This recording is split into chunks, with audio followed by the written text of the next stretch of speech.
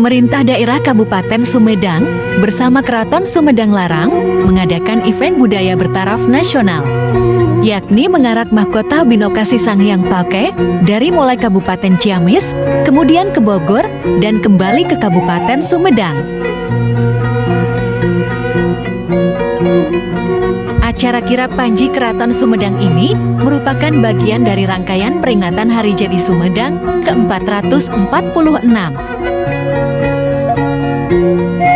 Pada hari Minggu 28 April 2024, dalam rangkaian kirap di Tegal Kalong menuju Gedung Negara Simanganti, salah satu tokoh pemuda Trah Sumedang Larang, Raden Rizky Aziz, tampak hadir mengikuti kirap Panji dan mahkota di Sumedang.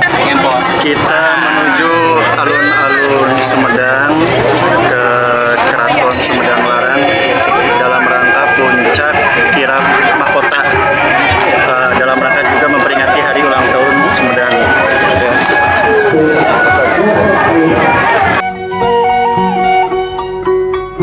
Dari Tegal Kalong sampai alun-alun Sumedang, rombongan kirap sangat disambut antusias oleh masyarakat Sumedang.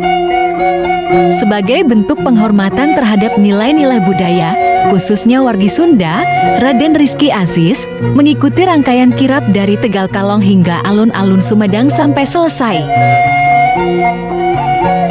Pada kesempatan ini juga, Raden Rizky Aziz mengucapkan selamat Hari Jadi Sumedang ke-446.